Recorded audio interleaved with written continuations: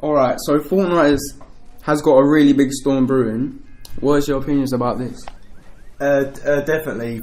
Fortnite Battle Royale in general is taking over the gaming community. I mean, Fortnite is definitely the pioneer of what a Battle Royale game can be. PlayerUnknown's Battlegrounds, I believe, was the first game to do that. So Fortnite, I think, kind of took the Battle Royale concept from PlayerUnknown Battlegrounds and just innovated from that, added to it. Like, they obviously added the building feature, that's become a big part of games. The Battle Royale Storm in general is insane, even going as far to affect other games. Well, I understand that you don't really like the game too much because you're like a natural cover sort of person. Fortnite's very like, you have to make your own cover by building. If you don't know how to build, like, you're not really playing the game correct. And like, why do you like not like Fortnite? Because everyone seems to be on the Fortnite wave, and like, you're not really on it, like following the pack. I mean, yeah, I'm a fan of the game. Like, but like you said, I am always more of like a natural cover person, like, rather than building your own, like, because I believe like there's definitely two different fan bases to PUBG and Fortnite. Like, I prefer the natural, oh, well, let's get behind this wall, but whereas in Fortnite it's got a clever game element to, like, no cover is safe, no matter what you're behind, it can always be destroyed. You can build up from what you're hiding behind. It's a cool concept. Me personally, as a fan of Battle Royale games, it's not my favourite. So Fortnite and YouTube are like, I think they've got like a new partnership, or they seem to have a new partnership, because every time someone, or even me, goes on YouTube gaming, it's just Allier, Ninja, Fortnite. I don't think Fortnite Battle Royale would be that popular if it wasn't for all of the like 20 million plus like views like YouTubers. Yeah, I agree. I mean, obviously when it comes to fan bases, like you said, Ninja was one of the first Battle Royale streamers in the first place, even on the PUBG game. I think when it comes to streamers and YouTubers, they definitely have a massive effect on the fan base. Because if you're already a fan of, say, Ninja or Allier, and you see your favourite YouTuber playing a game like Fortnite, obviously most of the time doing really well, I feel like that can kind of influence, like, even if you're not that big of a fan of the game. For example, like me, I still play the game because it's like what's currently relevant, like everyone's playing it. So I think the more people that play the game influences people that wouldn't normally play the game. Do you know what I mean? So Fortnite has two game modes: the PvE, which is like the zombie survival build default type of mode, and obviously the Battle Royale, which is free. However, like, the zombie mode is quite expensive for like a downloadable game. They haven't really got a disc yet, like a collector's edition or anything. So do you think they've made a Battle Royale free on purpose? Because obviously Battle Royale is like the main topic of gaming right now, and I think they are trying to get people in to buy like the original game mode, because not a lot of people before September, it was only that zombies game mode. So do you think that that's like a business plan that the fans shouldn't really, like, haven't understood yet, or what do you think? Yeah, I think it is quite a smart move to make something that's as popular as Battle Royale 3, because like you said, me personally, I think Fortnite Battle Royale is a way to rope them in to buy the version that you have to pay for, like the PvE, zombies, save the world thing. Because obviously, like, no matter what the game is, it's like zombies is a popular topic. Like, it's a big part of pop culture, and obviously that's Epic Games' original idea. Like, let's make a zombie survival game where it's open world. But then obviously when PUBG was around, causing all this mayhem, Battle Royale, Epic Games were like, we can definitely jump on this train and do well. So Fortnite's making over 100 million a month. That's like more than an esport in 10 years, and they're putting up like a month's wage, what you can call it for a game, to the competitive like esport mode. Like, do you think 100 million is necessary for a game that's just starting? because they did try that limited time mode that gave you the opportunity to play 50 matches, and you placed out of 60 million people, like however many people play the mode. Like, what do you think about 100 million in a scene that's not even being thought of right now? I mean, in my opinion, it is a bit much. I mean, it is kind of a common staple for games to have some sort of competitive element. Like you said, they did like the placement match thing a few weeks ago, but I do think 100 million is a bit much to invest in a competitive scene that isn't really that relevant until something like Call of Duty comes rolling around. So I can understand why they've invested, but I think 100 million is too much, because like esports is only popular around a certain part of the year, which is normally winter time, because no one really goes out that much. Everyone wants to play games.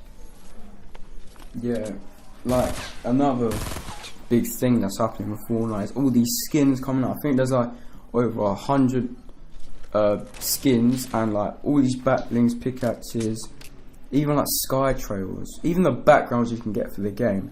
Some guy spent $2,000 on this game already, and it's free. It's been up for 8 months, I think, and like people only just started jumping on it like 4 months ago. So I don't think like that's really helpful for people, because you can buy a skin for 2,000 V-Bucks, which is like £20. And what if you don't like that skin? Like what are you going to do when there's no refund system? So I think what Fortnite have done, and I saw on their Twitter page, that they've added a refund system, and this is like in the last 30 days only. So you can refund any item within 3 times of your like Fortnite career. So you could like get 3 legendary skins, 6,000 V-Bucks like back, and I think they have done a really good job on that. Limited time modes are a really big thing in the Fortnite scene. I think the fans are keeping them alive as well, because there's like especially like new things that come in these games, like double materials for building and all that. Do you think like these modes are impacting the scene, and like especially for the fans, they're like keeping the game going, always a new thing to do? Even though Fortnite, every game of Fortnite is different, like it has to be, because you don't build the same way, you don't meet the same 99 different players in the game. So do you think these limited time modes are keeping the game alive? I wouldn't necessarily say the limited time modes are keeping the game alive.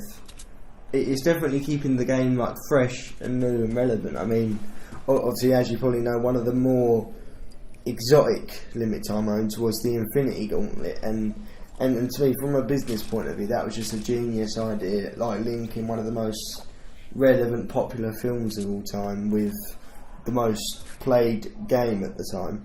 So and obviously that got a lot of players very quickly, like even players that wasn't really that interested in Fortnite, because it's relating to something they already know and they watch. That gets them coming into playing the game. So yeah, I think it definitely has influenced the fan base a lot, and it keeps it fresh. It keeps people playing. I think all in all, I'm a big fan of the limited time modes. Right, so speaking of keeping the game fresh, there is a new game on the scene which is called Gang Beat. This is one of the best games we've ever played. It is it can be stressful at times, but it's really entertaining. What are your main opinions about this game? What do you like, especially what you dislike? Because I know there's a lot of things wrong with the game. I mean, yeah, like you said, like this Gang Beat game is just incredibly fun. I mean, like there's so much. Like every game is so unpredictable. Like a big group of your mates can just get in the game and mess around. But as you said, there is quite a few issues with the game, like losing, disconnecting and stuff. But I mean, like when the game gets a bit more notoriety and the developers actually see that people are playing the game, I think the updates will be implemented and hopefully they add stuff to the game. Yeah, the game is like very small for what it is. Like it's very basic. Like little marshmallow type character punching each other up and throwing it off like a building. I don't think the developers of the game, I don't know who develops it, but they haven't really noticed how many people are playing it. On the PS Store, it's right behind Fortnite. Like that's a big achievement, especially for a paid game. Because normally, like, the big games on the store, like the big FIFA, Call of Duty, even Battlefield. But this small game, like, you wouldn't really expect to be good. Like, is catching people's attention, but the developers aren't really noticing it. Alright, so I mentioned Battlefield 1, you are the OG. Like, you are the OG of Battlefield that I know of. You got me into Battlefield 1, obviously Battlefield 5 is coming out with that teaser trailer that we reacted insanely to. We stayed up till 9, watched all of, well, not really stayed up, but we watched all of the release for Battlefield 5. The gameplay is immense. I want you to spread your opinions on this game. I mean, like you said, I probably am one of the biggest fanboys of Battlefield you will ever see. I've been playing it since I was, 10 maybe. I've played every single one that's ever come out on console. I've always said it's margins better than Call of Duty, purely for the fact that Call of Duty tend to reskin their games a lot, whereas Battlefield always change it up every single time. I mean, most of the games have been modern day. The second people started saying it's going a bit stale, bang, they go to World War One.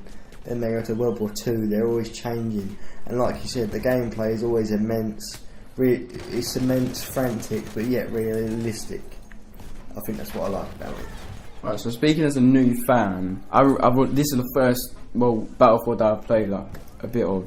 Battlefield 1, World War 2 obviously, but Battlefield 5, like, I don't really get like the jumping numbers. Maybe it's like an insider thing, but I was expecting like a modern day one. Because you know how you said they jump from like different eras and like history marks. I don't really think, for me anyway, that was like the best thing that I could have asked for. But it does make sense for like World War 1, World War 2, like to come straight after each other. What do you think about that? Yeah, I mean, the fans and DICE have always had like a really good connection with each other, and I feel that was one of the biggest questions. Like, surely Battlefield 5 is just going to be a reskin of Battlefield 1. Like, World War 1 and World War 2 can't be that different. But they've been saying, like, because Battlefield 1942 was their first game. Like, they've always really wanted to go back to their roots, because they've been trying to stay relevant with the current topics. Like the most recent Battlefield before Battlefield 1 was in Afghanistan and stuff like that. But I suppose in a way DICE was getting a bit bored, so they kind of just made a World War 2 game. And so far the feedback has been really positive. DICE always listen to the fans, and that's why I think Battlefield has probably the most positive fan base. Yeah, positive fan bases will make the game last longer. Speaking of the longevity of Battlefield that has to come, GTA and Minecraft, two biggest games ever. People are still playing them. We both play them. Used to even. In fact, we still do. But there is millions of people still playing. They are delivering updates consistently. Like, I don't know what to like expect. Like when these new games come out. Imagine like I don't really think they could do like a Minecraft like 2 or something, but GTA 6 due soon. Maybe they'll release it in like the next few E3s over the years. And like, what do you think of these like long games? They have really got like time to them. Like GTA came in like what, 2012 or something? Yeah, GTA was like GTA 5 came out in 2012 and it's still probably like the third most played game on the planet, and I think it's got a lot to do with, one, the gameplay and the graphics are just immense. Like, it's gold standard, and Rockstar are one of the, I've always said they are one of the best developers in the world. They know how to make a game. They don't rush it. They said a while ago there's going to be a 5-year cycle between each of their games, which means obviously there's a lot more content for us fans when we go to play. And obviously, like you said, when updating things frequently. Rockstar are always adding updates, no matter what it is. Whether it's a new car, a new gun, a new helicopter, boat, new houses. And jump into Minecraft really quick. Minecraft started out as I'm pretty sure, a free PC game. But then, obviously, you know a lot more about Minecraft than I do. Like, Minecraft has somehow just become this sensation of a game. In your opinion, what makes Minecraft, what makes it fun and interesting to play? Right, so what makes it fun, I think, is the difference in game. There's not a game like it. Like, although block building can be a bit repetitive sometimes, there's only so much you can do with that. But I think all these servers that are coming in, these servers are 3 years old, still have 10,000 plus players on at a time, and really have got a good system going on keeping the game alive. And obviously going back to Rockstar, the amazing developer that they are, they're known for making two games. One of those games only has one in its franchise. It's a game known as Red Dead Redemption. I'm sure you've heard of it. It's essentially got the gameplay elements of GTA, but set in an old west environment. Very story based, and stuff like sheriffs, bounty hunters, and it's rumoured to come out in 2018 in October, and I can't wait. I'm sure the fans are very excited. Alright, that's cool to know. I don't really understand what Red Dead Redemption's about, but unfortunately that's all we do have time for, and we will be bringing all these topics back for another update on the next podcast, which will mainly be about TV shows, but we will have a throwback to the next podcast. Thank you for listening. This has been Lewis, Marshall and Aaron. Thank you for having me. You're welcome.